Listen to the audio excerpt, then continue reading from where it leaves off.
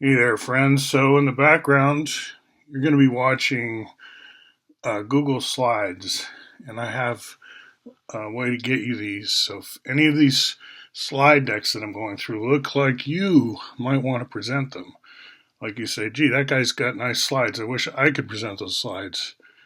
This is your opportunity to jump on the bandwagon. Now, what bandwagon am I talking about? Well, here we are, May 23rd, 2024. And I'm on YouTube a lot. YouTube is very refreshing. I don't watch the news shows I used to watch as a kid because I don't have enough control, right? I don't like always passively receiving some editor's choice, right? So I like to go to YouTube's because I can actively choose where I want to go, right? I do hit refresh and see what the algorithm is offering, but I think it's lazy to always rely on algorithms, recommendation engines, search engines.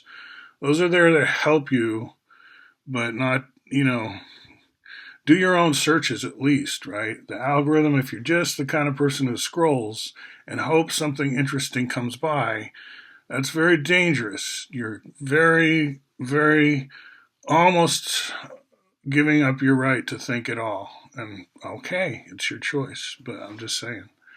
If you find yourself just scrolling and not actively searching, and even better, curating. When the internet first got started, the people who jumped in first, they tended to be high performance type people because the internet was still very obscure and esoteric.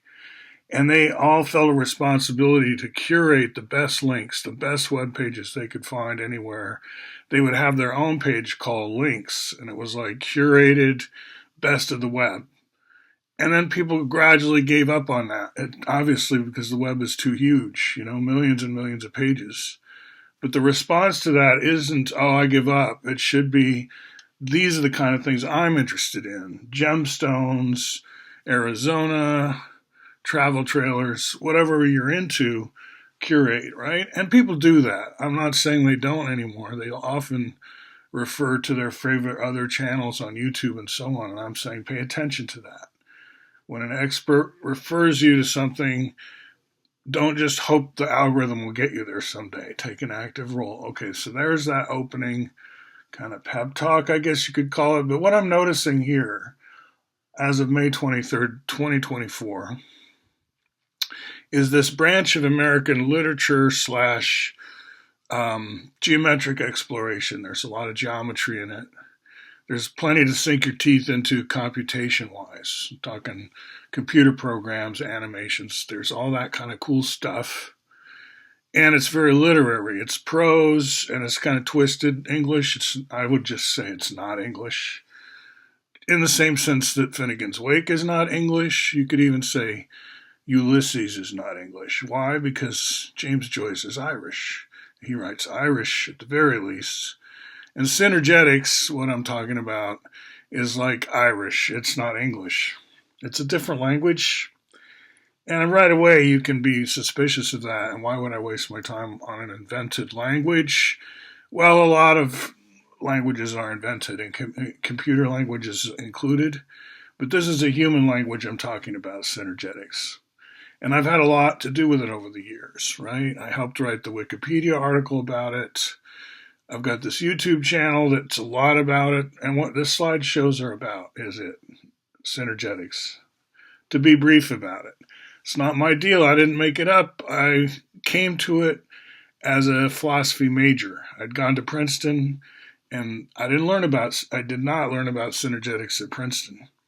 And if I were at Princeton today, would I learn about it? Right? That's a deep question for you people. See, here's my rant. Here's the rant part. Even though I have all this access to YouTube and I use it actively, no one is teaching what I call hardcore synergetics. Now, I'm going to very self-servingly define what I mean by that so that what I said is true. But it means the little modules, the little tetrahedral wedges at the core of his geometric assemblies to which he gives single letter names.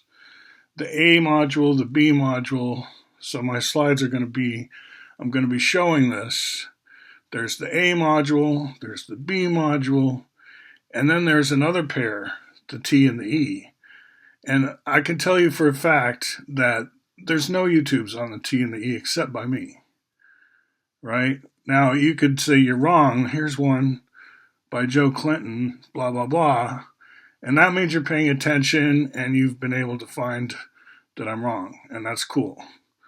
But let me just say, as far as I know, no one on YouTube except me is teaching hardcore synergetics, which means the beast modules, BEAST, except me and David Koski.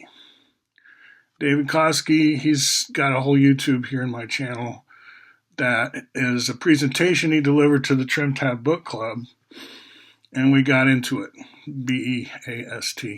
But you'd be amazed how ignorant the Trim Tabbers are of these modules. In 2024, we're talking Synergetics came out in like 70s, 1970s, 75. It's all there, right? And here we are almost a half century later. And it's like, oh, I don't know what those are. It's like, oh, I couldn't tell you an A from an S, whatever. I was one of the guys on our meetup. It's amazing, right? To me, it's amazing. Why doesn't every like third grader know this stuff? How can you even be an adult? Like, you know how to brush your teeth, right? But you don't know about the beast modules? See, now I'm getting insulting. And that could be a problem, right? Now you're getting angry, some of you. Anyway, so there's going to be what I call hardcore synergetics, but that's not it. It's not just the beast modules, okay? So we're going to be linked from this deck to say this deck on dimension, because really, you know, I've met people who think I'm into the absolute truth, so I better really learn what absolute truth means. Since I'm into it, dedicating my life to it, I better have something to say about it. And I immediately, if they're a mathematician, want to explore, okay, so what's absolute versus what's the opposite of absolute? Everyone says relative. No, I think ethnicity gives us the idea that we have multiple cultures, subcultures, ways of talking, forms of life on planet Earth, and where we disagree a lot and where we find basic disagreements sometimes is simply in our different ethnicities. So I'm going to say there's an ethnicity out there that does not buy that space is three-dimensional. And I'd say almost everyone on YouTube is going to say, what? Space is three-dimensional. That is obvious. That is obvious. Let me show you how obvious it is. Look at any piece of paper. Okay, it's got depth to it, but you can't see the depth very well because it's very minimal on a case of paper. So that's one dimension. And then it goes across, like how wide is it? You know, that used to matter when you had typewriters and you're going to scroll in your paper. How wide is the paper? And then how long is the paper, right? And there's the European size and the American size, 8.5 inches by 11 inches, those kind of thing. That's height and width. Depth is hardly there at all, but those are the three dimensions: height, width, and depth. You can't get out of that. You can't get around that. Don't tell me there's another narrative, because I don't want to hear it. See, but no, you're curious. So I take you into this subculture, this synergetic subculture, and there is a narrative there that takes you in the direction of four-dimensional space, four-directional. Why don't we say direction instead of dimension? Why not? Still D. And there's four directions. What are those four directions? Well, any container, we feel like we're in a container, right? We're in a big something. We call it the universe. And when we're sophisticated, we know that it's not really a container, really, because we don't have an outside of it. We don't know what the boundary would be. But we do. We show ourselves pictures with the Big Bang where clearly it's expanding and therefore somehow there's a boundary. It gets very confusing. The whole dimension thing is confusing to people. Are there 11 dimensions? Well, we say there's 3 for sure. We knew that. There's always been 3, height, width, and depth. Duh. And then there's time. The movie goes along. right? So things move, around. There's delta t. Between frames, things get from one frame to the next. We call that action, MVD, mass velocity distance, right? Action. But it's action in a time, in a frame, which gives you MVV. You get energy frames, energy buckets, like in a movie. As the frames go by, those are little energy buckets. And how fast they go is how much energy you're spending per time, which is called power. So this is all your Newtonian dimensions, right? That's cool. You know, this way of thinking, I'm not going to say it doesn't work. We use it every day. That's the engineering way to think, right? Power, action, least action, free energy, Gibbsian free energy. Then there's a new kind of free energy now. Active inference. I won't talk about all that in this slide, in this YouTube's. In this YouTube, I'm looking at my slides and I'm saying, wouldn't you like to be one of the only kids on the block so far to teach hardcore synergetics, which means the modules? You, me, Dave Koski, right? Now, Casey House, he's got the beautiful posters, so he does teach it. With the S modules, everything, that guy knows his stuff. Okay, so we have the visuals. I don't actually know what everyone all does, right? So I was just kind of being polemical. There are probably some other hardcore synergetics teachers out there, but you sure won't find many. So consider that a challenge. But then bundle that up with Fuller's counter-narrative, counterculture, experimental, you could say, discourse where he takes on that space is three-dimensional and comes back with, well, you could tell it this other way.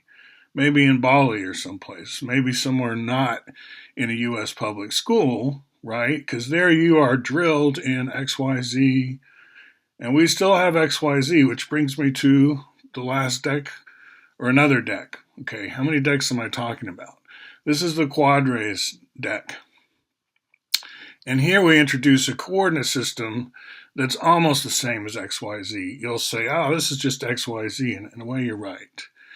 But it's an API to XYZ, you could say, which is computer speak for it's kind of a dashboard screwed onto XYZ so that you actually get to think in terms of, we're going to call them basis vectors, 4 basis vectors from the center of a tetrahedron to its 4 corners. Those are going to be everything's going to be mapped to those. So you're going to have 4 tuples, what we call them in Python. 4 tuples. One of them's always 0 because there's one quadrant you're not in, right? In XYZ, we get 8 octants, and we have plus and minus, and we have 3 tuples. In Quadrays, we have 4 quadrants. We don't have plus and minus because we're always moving off in positive directions away from 0, 0, 0, 0. And there's a canonical, meaning simplest way. Like if you have an equivalence class, meaning you have fractions like 1/2, 2/4, 3/6. What am I doing there? 8/16. They're all half. I'm just giving you 21 40-seconds. Those are all halves. So 1/2 is considered the simplest, most, like that's the delegate you send. That's the most elegant way to express the fraction. 1/2 is 1/2, not 4/8 or whatever, right? Simplest terms. So in Quadrays, we have a simplest terms. We also have all those other ones, right? We can add 1, 1, 1, 1 all the way across and get another coordinate address for the same point where 1 has been added all the way across. You can do that. But you can also simplify and get it down to where one of them at least is always 0, these coordinates. So why am I talking about all this? What's all this about? What are you going to get something out of this? Is there some reason to do Quadrays? And I'm saying yes, it really helps when you want to get into what does Synergetics mean by 4-directional, 4-dimensional space. And then there's time. We could say time is the only direction. Space, on the other hand, is 4-directional.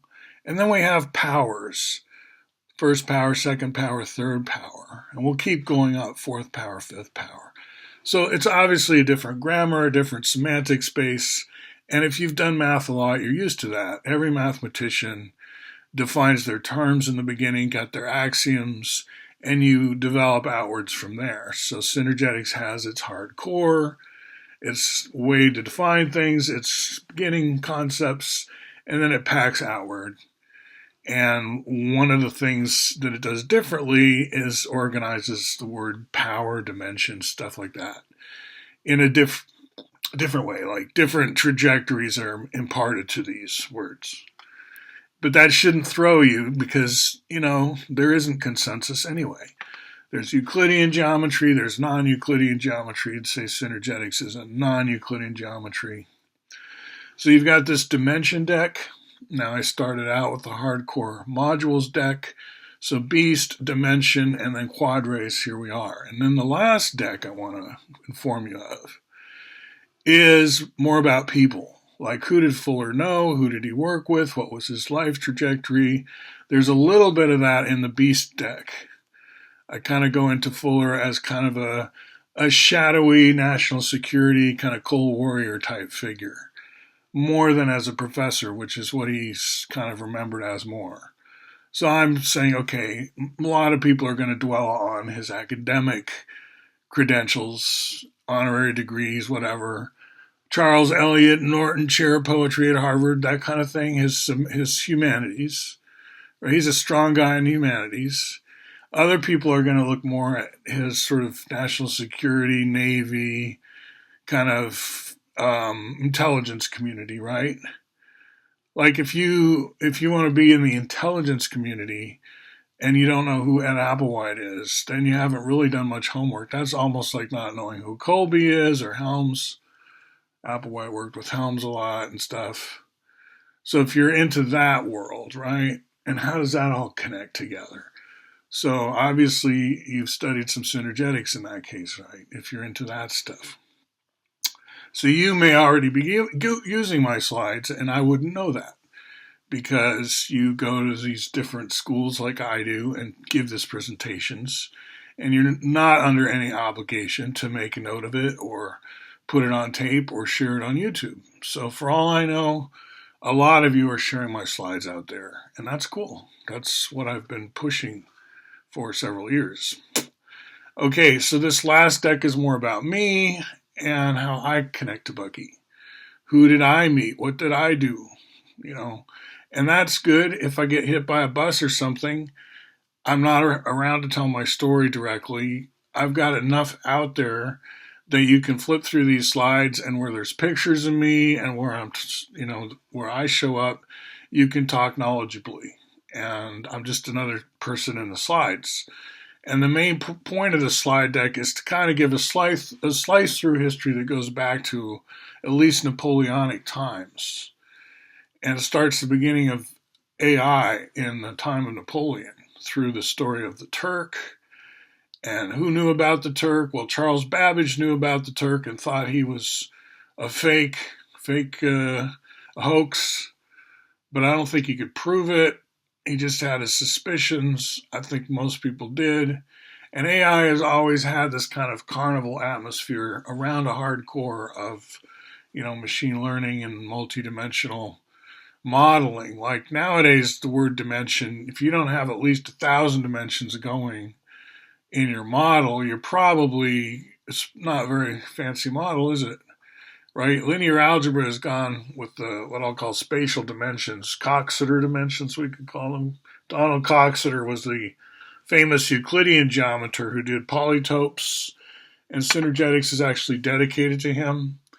And in that sense, multidimensional extrapolation of XYZ is very sophisticated, very well developed, and we have all of linear algebra, and it's great stuff.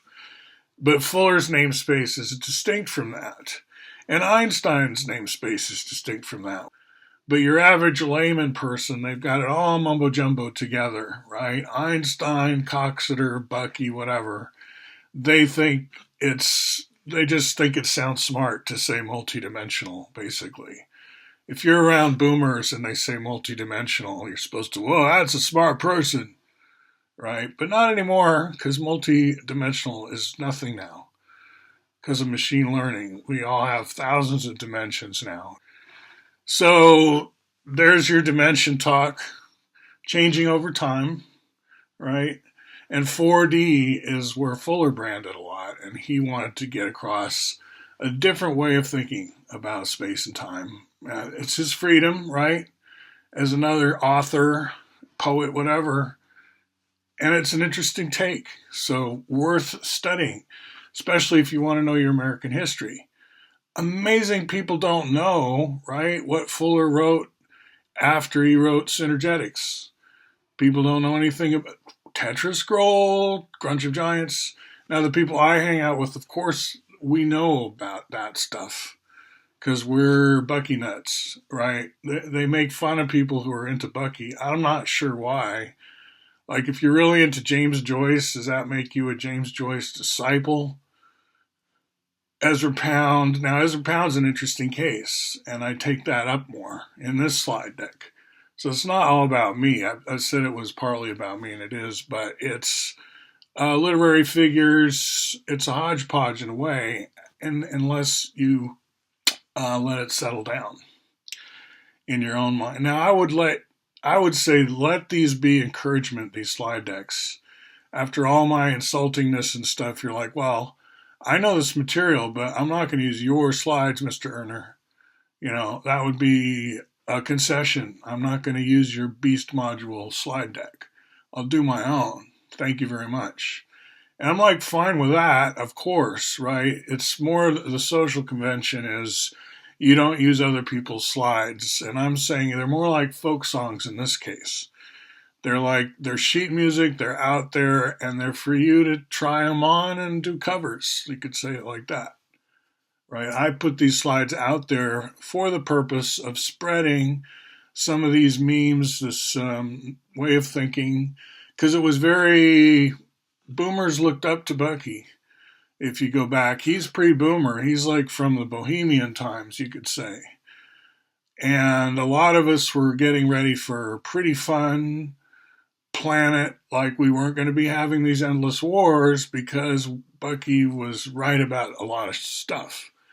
And since we are having endless wars, the logical fallacy is, therefore Bucky was wrong. But he never said we were owed or that we were going to choose utopia over oblivion. It was utopia or oblivion was one of the titles of his books. And so we were free to choose oblivion, right? Kind of a farcical, stupid world where everyone's fighting and bombing and killing, and it's all for pretty meaningless and pretty stupid. And that's what we chose, but I don't blame that on Bucky at all. It's not his fault. He just stands off to the side in science fiction nowadays, in a kind of totally alt universe. But, you know, the concepts still transfer. We can still think his ways even as lost souls in this world that we chose instead of his, but it's still interesting. Still interesting. Hardcore Synergetics, check it out. Quad rays, kind of like XYZ coordinates, but different dimension. How could we have learned it differently in high school? We'd still have the old way, but we'd have this new way as well. And we know it as part of our heritage as Americans. What if we had gone to a real American school instead of the corporate, hollow, phony, garbage school that we did go to? And now we're ignorant idiots in oblivion world having stupid wars and suffering. Nice choice, but we don't have to blame Bucky for that. All right, you can see I'm ranting along here, but that's because I'm trying to keep this stuff relevant. Like, who wants to do a lot of mathy BS unless you're into self-torture, unless there's something, you know, more meaningful, like making the world a better place. We all want to do that, right? That's the standard geek thing to say. I want to make the world a better place. So there's a motive there. Okay, guys, come look at my slides. I'm going to give a link in the description to a place where the links to the slide decks exist. And these are slides you can read. You could probably copy, download, but they're not set for everyone to just change them. So they're read-only. Hope that's okay. And I change them sometimes. All right. And if you want me to do your decks, or you're getting decks out there, whether I do them or not, more power to you. All right. Talk to you soon.